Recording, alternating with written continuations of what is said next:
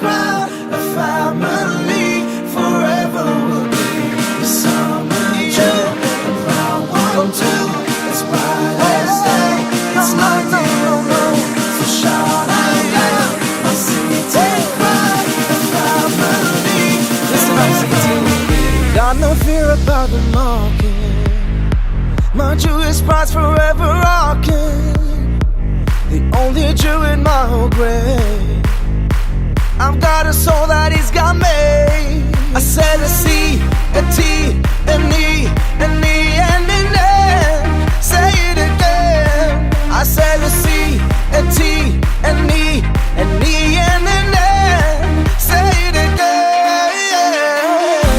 The summer Jew, a proud one too, as bright as day. It's my DNA. So shout out loud, my seated crowd, a family forever will be. The summer Jew, a proud one too, as bright as day. It's my DNA. So shout out loud, my seated crowd, a family. Listen up, CT. Charged with light and get me dark. CT reveals our godly spark. I'm with beats what don't conform. We got a big world to transform. I said a C, a T, an E, an E, and an N. Say it again. I said a C, a T, an E, an E, and an N. Say it again. Summer Jew, a proud one too, as bright as day. It's my DNA. So shout out loud, my seating crowd, a family forever will be. The summer Jew, a proud one too, as bright as day. It's my DNA. So shout out loud, my seating crowd, a family forever will be. Wadilila, wadilila, Birushalayim, Habnuya. Wadilila, wadilila, Birushalayim, Habnuya. Li li li li li li li li li li li li li. The summer Jew, a proud one too, as bright as day. It's my DNA. So shout out loud, my seated crowd, a family forever will be. The summer Jew, a proud one too, as bright as day. It's my DNA. So shout out loud, my seated crowd, a family forever will be.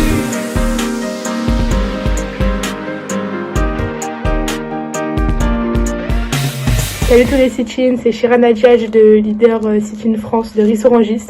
J'espère que vous allez bien, que le confinement il se passe bien et que tout se passe bien chez vous avec la santé, les devoirs, etc. Même si les cours en visio c'est un peu relou, mais bon, on fait avec.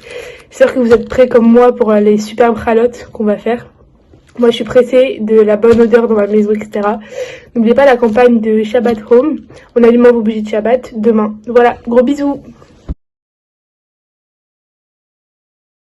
Bonjour tous les sit-in, on est très contents de vous retrouver ce soir pour faire ensemble confectionner des chalotes. Vous savez bien que donc, demain c'est Shabbat et on va demain soir manger des bonnes chalotes et ce serait super si c'est vous qui les avez faites. On a la mitzvah de mettre 2 pains sur le plateau des chalotes pour se souvenir que dans le désert, Dieu a envoyé le vendredi 2 morceaux de manne à chaque juif pour en avoir un pour le Shabbat. On a choisi une adolescente comme vous qui va elle nous faire la pâte. Et puis après, elle nous fera les tressages doucement, comme ça vous pourrez suivre. Donc on laisse place à Dvora de La Selle Saint-Cloud qui va vous montrer et vous faire étape par étape. J'espère que vous avez préparé vos ingrédients, sinon elle vous laissera un peu le temps de les préparer. Étape par étape, comment on fait une pâte de chalote.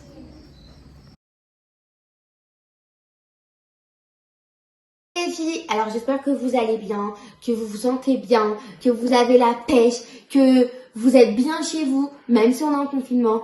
Et écoutez, de toute façon ma chère qui arrive très rapidement. Amen, amen, amen, amen. Maintenant regardez, on m'a demandé de faire avec vous une pâte à challah. Donc je vais la faire avec vous. D'abord je vais vous faire montrer les ingrédients et ensuite on va faire notre challah. Ok, alors moi, ce que j'utilise, généralement, enfin tout le temps d'ailleurs, quand je fais 1 kg de trala, je prends 2 verres et demi d'eau tiède. Attention, pas de l'eau chaude, de l'eau tiède. Ensuite, je prends de la levure en poudre, donc je mets 3 cuillères plates de levure en poudre. Ensuite, j'y mets 1 verre et demi. Alors, pardon, attendez. Pour la levure en poudre, il y en a qui peuvent utiliser aussi de la levure fraîche. Vous pouvez mettre 1 cube de levure fraîche. C'est équivaut, c'est la même chose. Ensuite, je mets 1 verre et demi d'huile. Je mets 3 cuillères de sucre assez bombé. Ma farine et à la fin, pas une fois que la pâte elle est bien pétrée, mais à la fin, pendant que la pâte en fait elle est en train de pétrir, je rajouterai le sel, 1 cuillère de sel. De toute façon, je vous ferai montrer tout. Et ensuite, pour badigeonner le tout, on va prendre un œuf, on va le casser, on va le vérifier ensemble parce que vous savez très bien que si un œuf a du sang, eh ben l'œuf n'est pas caché. Donc par-dessus la challah, on va mettre de l'œuf. On va utiliser ça quand même. Et on va mettre des grains de sésame, je crois que ça s'appelle comme ça, ouais, des sésames, qu'on va mettre par-dessus pour avoir aussi, bah c'est beau déjà, et c'est bon. Voilà. Okay. Donc on va faire ensemble maintenant la pâte à challah. Donc bien sûr, j'ai dit, on pouvait pas utiliser de l'eau chaude complètement, ou ni de l'eau froide, mais de l'eau tiède. Donc ensemble, on va faire le verre d'eau chaude, 2 verres d'eau tiède, pardon. Même moi, je m'en mets. Ok. Donc on met un peu d'eau chaude, et le reste, on met de l'eau froide. Donc on met 2 verres et demi, pardon. On fait encore ça une deuxième fois.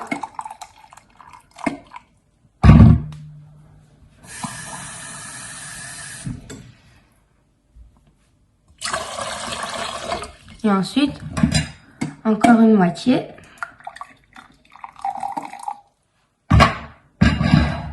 Voilà. Ok. Faut aussi que ce soit plus chaud que froid, hein, quand même, l'eau. Donc, ensuite, ce que je vais faire, c'est que je vais prendre 3 cuillères.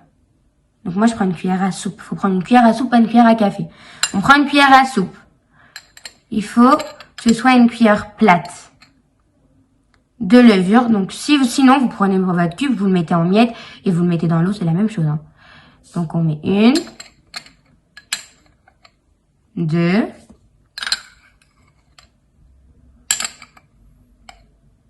3. Voilà, j'en ai mis 3. Et on va venir mixer. Si vous avez un robot, utilisez le robot, hein. Sinon, bah, vous faites à la main. Au pire des cas. Bon. On vient mélanger.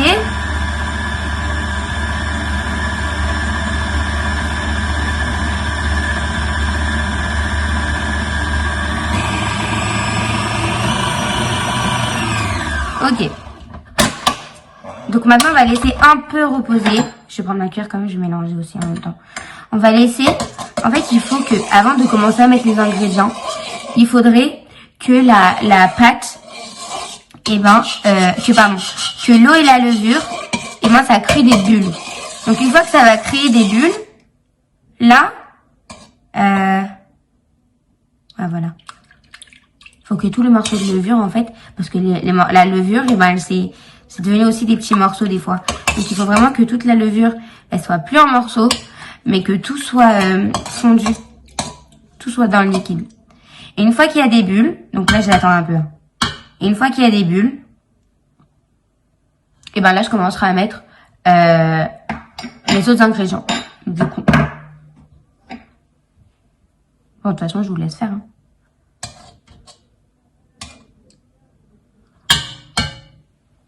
Ok. Ouais,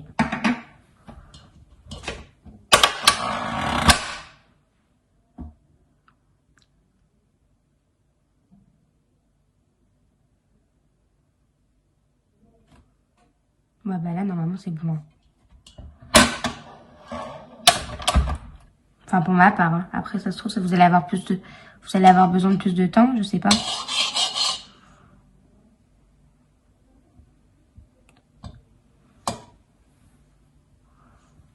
Ok. Bon. Alors. Maintenant. Ce que je vais faire, c'est que tout de suite... Pardon. Ok. Tout de suite après, je vais rajouter le sucre. En fait, le sucre aussi, ça va permettre à la levure de gonfler plus rapidement. Enfin, moi, c'est ce que ma mère m'a toujours appris. Donc, je vais prendre 3 grosses cuillères de sucre. Regardez. N'ayez pas peur. 1, 2, 3. Faites directement dedans au lieu que ça renverse partout. Voilà. Ensuite, on met notre... Je vous laisse préparer quand même. Votre demi-verre. Comment on dit? Un demi-verre d'huile. Je crois que j'ai dit ça tout à l'heure. Je sais plus ce que j'ai dit, bref. Oui, bah c'est ça, c'est un demi-verre normalement. Donc, votre un demi-verre d'huile et vous le versez dedans. Voilà. Et là maintenant, on va tout mélanger. Donc il y en a qui mettent des œufs et d'autres qui n'en mettent pas. Moi, j'en mets pas. Je mets que à la fin pour badigeonner, c'est tout. Ok. Ça, on met partout.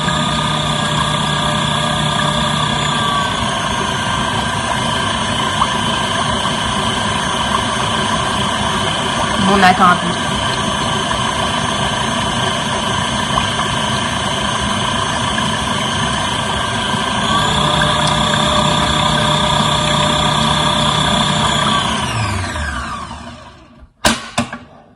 Voilà.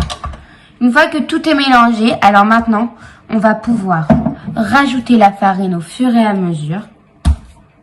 Donc, je vais chercher mon tamis quand même. Alors, attendez, d'abord je vais chercher mon tamis. Attendez. Ok, donc maintenant, on va tamiser la farine. Vous savez, c'est important de tamiser la farine parce que quand on tamise, des fois dans la farine, il y a des bêtes. Donc, en tamisant, et ben, on retire toutes les bêtes qui sont dans la farine. Donc, attendez, on fait de la place. Ok. Donc, moi, je prends un grand bol pour tamiser. Je mets le tamis par-dessus. Ok. Et je viens tamiser toute ma farine.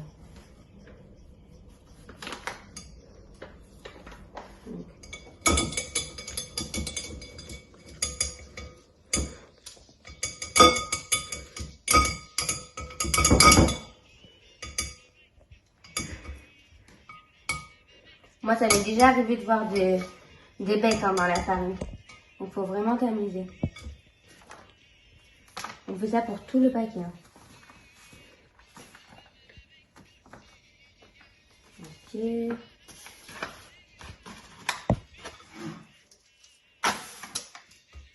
Par contre, ça, on met partout.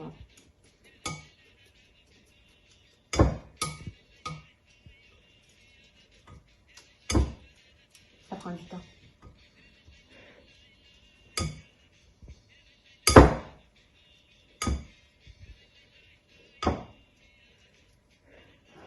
Ok.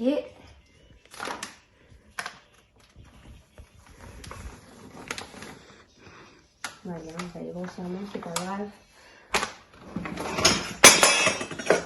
Pardon. Ok.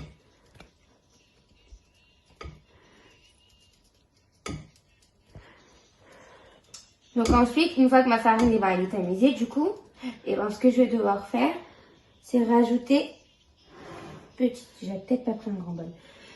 Je vais rajouter petit à petit en fait ma farine dedans. Par contre, n'oubliez pas de vous laver les mains avant. C'est important de se laver les mains.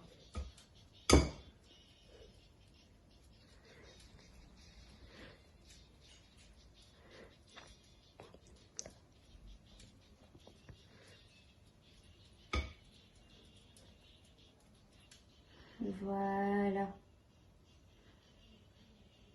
Non, elle est propre, c'est bon. Ok. Donc voilà ce que je vais faire.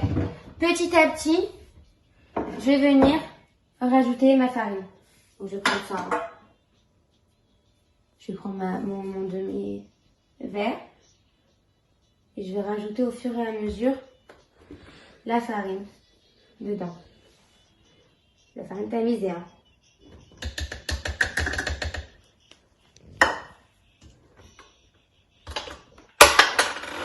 Donc si vous avez votre robot, juste vous le réglez à 1. Pour comme ça barre pas partout. Parce que généralement la farine, après il y en a de partout. C'est pas ce qu'on veut. Voilà. Donc au fur et à mesure, je vais rajouter ma farine.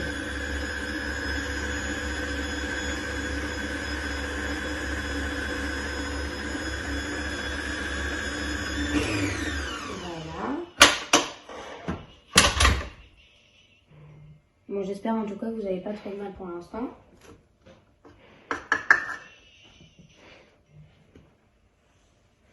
En plus, comme ça, après, vous allez pouvoir faire vos chalotes chez vous pour Shabbat. Et c'est mieux de faire ses propres chalotes que d'acheter nos chalotes. Hein.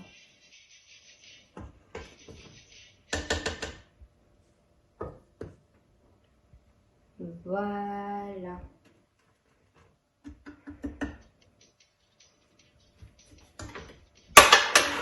Je règle encore à 1.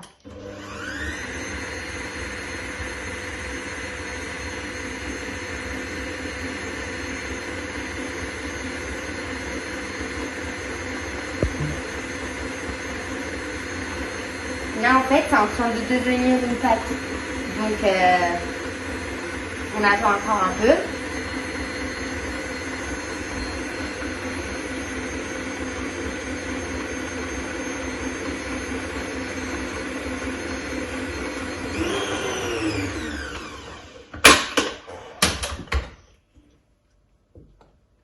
Mais je rajoute encore.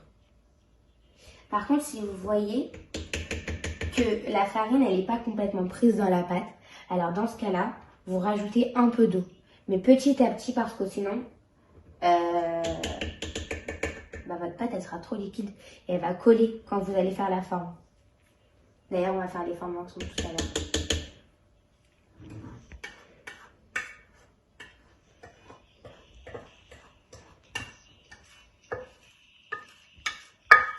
On prend toute la pâte, hein, toute la farine, pardon.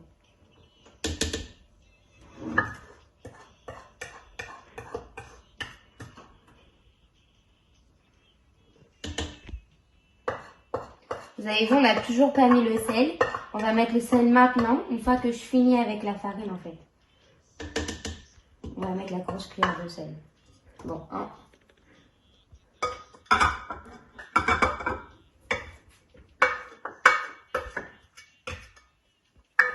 Voilà. Ok. Et maintenant, je vais mettre une grosse cuillère de sel, assez bombée pour toute la pâte. Donc regardez.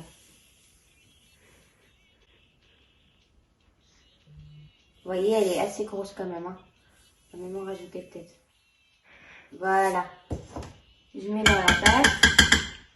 Et là, je viens mixer. Bon, d'abord, petit à petit, hein, quand même.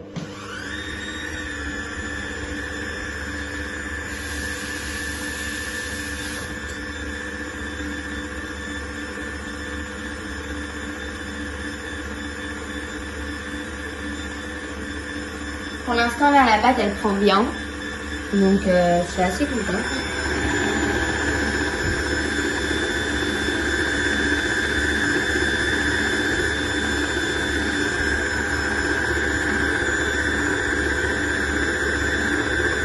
Ok, on va monter un peu.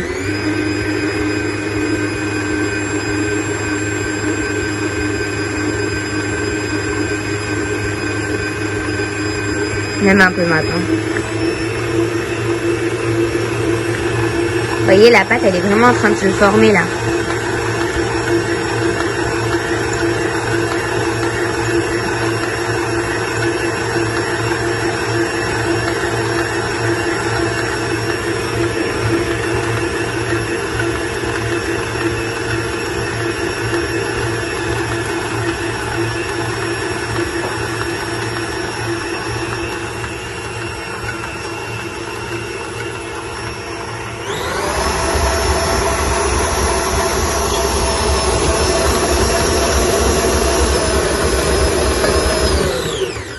Bon, bah là, en fait, ma pâte, elle est trop courante, je crois. Donc, ce qu'on va faire, Je vais encore prendre de la farine, c'est pas grave.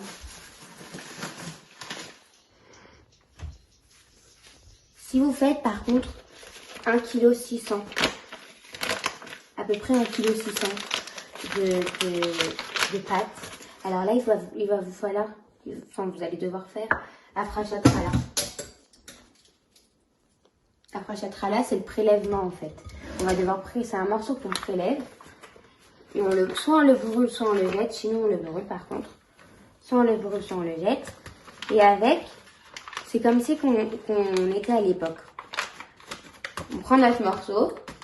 Moi sinon on le brûle, du coup je vous disais. Je suis en train de répéter du coup la même chose, c'est pareil. On le brûle. Et en fait ce morceau-là, il est consacré pour Hachem. Voilà.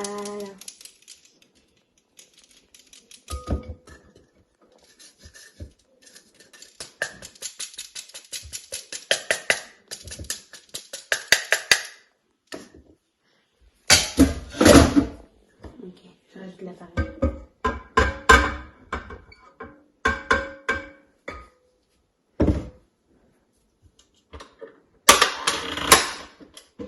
Et on mélange.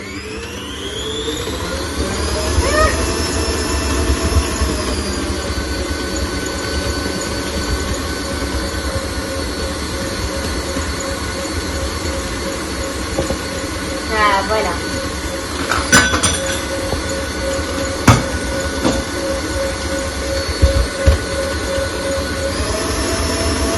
Vous mettez au maximum une fois que la farine elle a tout cuit. Hein.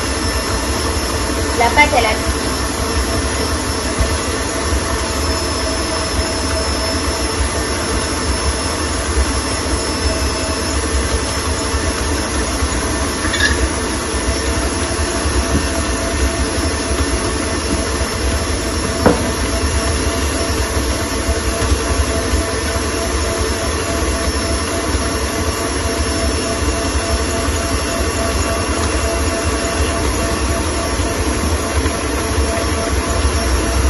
Je vais juste me laver les mains parce que je vais devoir mettre mes mains dedans en fait.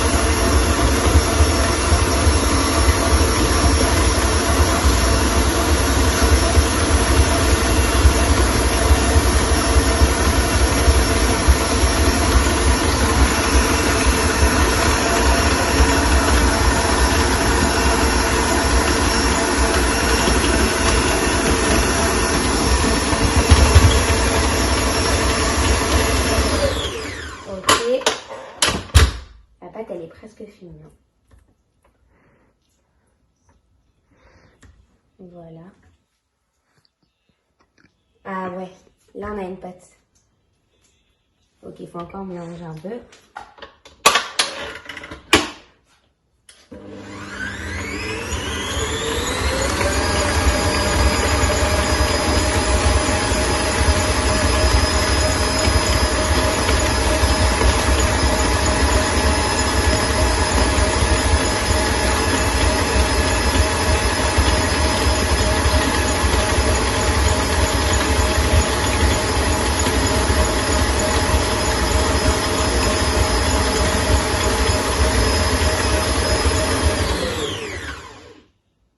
Génial. Donc une fois que vous avez un résultat qui est assez homogène, et donc ça devient une pâte et pas quelque chose de collant, ça veut dire que votre pâte elle est prête. Maintenant ce qu'on va faire, c'est qu'on va juste laisser reposer la pâte. On va attendre qu'elle gonfle. Une fois qu'elle aura gonflé, et ben on va la repétrir une dernière fois. On va la laisser un peu gonfler. Et ensuite, et ben je vous retrouve et on fera ensemble les formes de chalot. Voilà.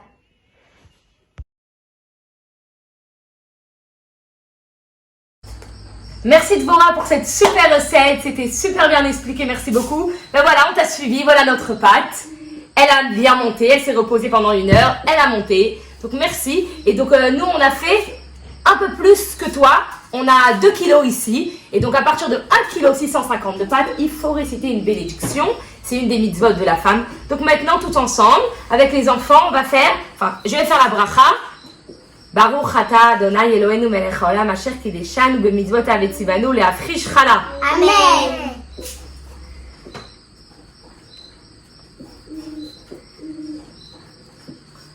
On a l'habitude de prendre un morceau de pâte et de faire la bénédiction quand on a plus de 1 kg 650. Ce morceau, c'est pour se rappeler à l'époque du temple que le peuple juif donnait du pain pour les Kohanim, pour les prêtres. Et donc nous aussi, on prend un morceau qui est pour Hachem, qui est pour le Kohen, donc pour Hachem. Et donc on l'enveloppe une fois et on le brûle, ou sinon on peut l'envelopper une deuxième fois et on peut le jeter à la poubelle. Ce morceau, on ne peut pas le garder. Et voilà, c'est une grande bénédiction et c'est une grande mitzvah de faire ça. Et donc maintenant, on va redonner la parole à Dvorah et elle va nous faire le tressage des chalotes. À vous de jouer!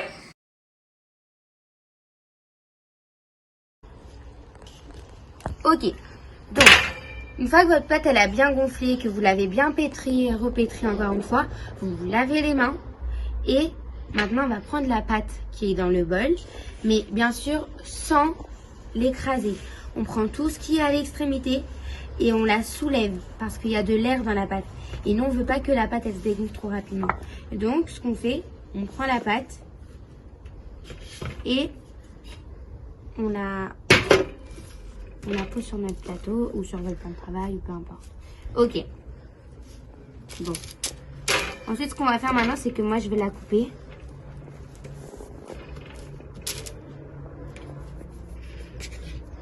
Et on va faire ensemble les formes. Je vais vous apprendre à faire 2 formes. Très simple. Hein. Et aussi, surtout, n'oubliez pas de préchauffer votre four à 120 degrés. C'est important de le faire.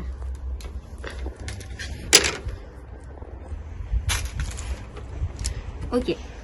Donc, soit vous faites des grandes ralottes, soit vous faites des petites ralottes, peu importe. Moi, j'ai l'habitude d'en faire des grandes. Ok, donc première forme, je vais vous expliquer comment est-ce qu'on fait. D'une façon assez très simple. Assez simple. Ok. Là, on va juste venir tresser. Normalement, on sait tout faire les tresses. Mais si jamais vous ne savez pas tresser, eh ben, je vais vous apprendre. Ok. Donc, il y en a qui ont l'habitude aussi de faire 3 rouleaux et ensuite commencer à tresser. Mais moi, je préfère prendre un couteau. C'est plus simple. Donc, je vais juste venir couper en 3 parties. Et ce que je vais faire, c'est que je vais prendre à chaque fois les extrémités et je vais les croiser entre elles. Donc là, j'en ai 1, 2. Vous voyez, à chaque fois, je viens prendre l'extrémité.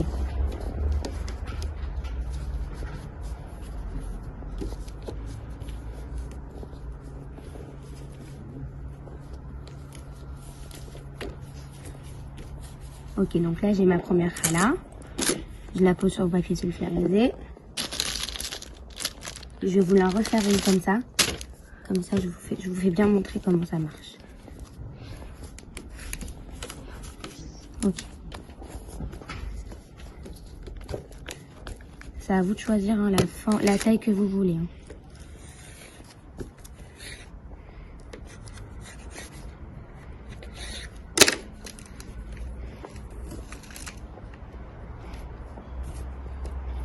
Essayez de les faire serrer, c'est plus joli. En les serrant.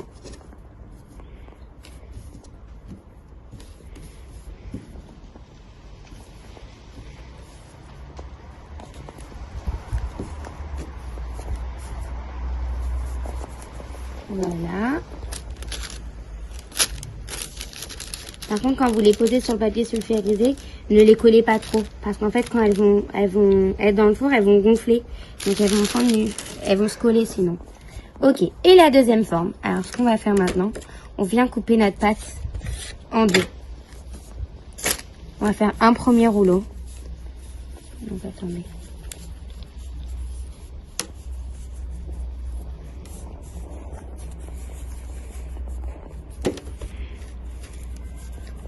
Par contre le plateau il bouge donc c'est un peu galère.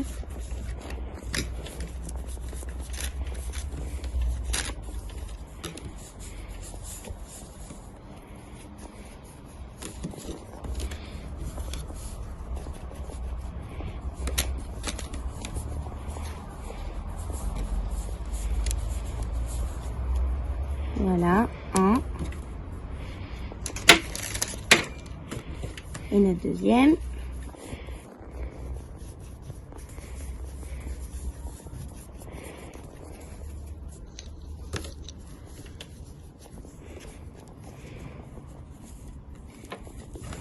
Donc plus c'est long, plus la chala en fait elle va être grande. Vous allez voir pourquoi.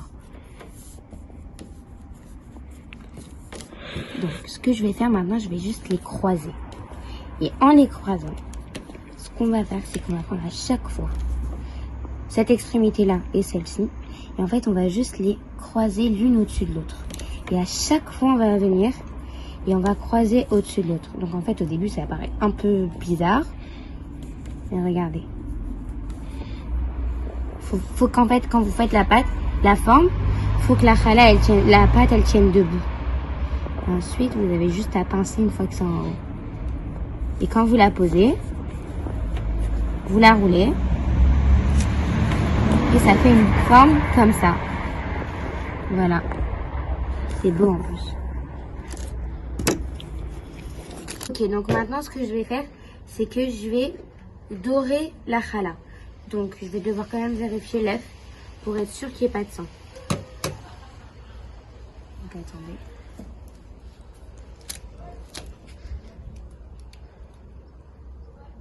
Ok, il s'est cassé, c'est pas grave. Mais je vois pas de sang. A priori, il n'y a pas de sang. Voilà. C'est très important de toujours vérifier hein, parce qu'on ne sait jamais s'il y a du sang ou pas. Et s'il y a du sang, et ben l'œuf il n'est pas cachère. Même si c'est une petite tache, hein. Peu importe. Ok. Donc maintenant je vais prendre l'œuf et je vais le mettre par-dessus. Regardez.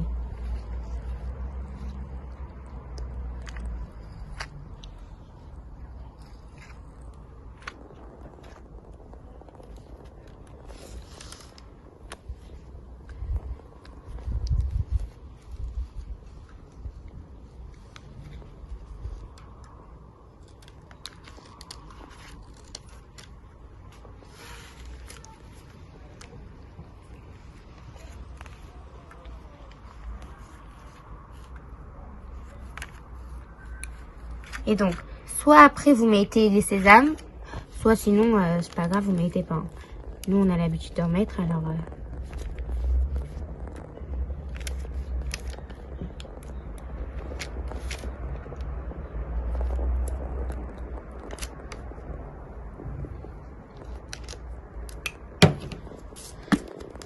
Voilà. J'en mets un peu.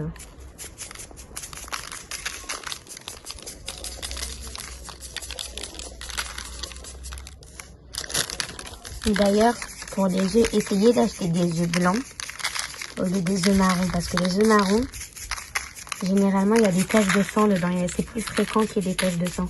Alors que les œufs blancs, non. Voilà.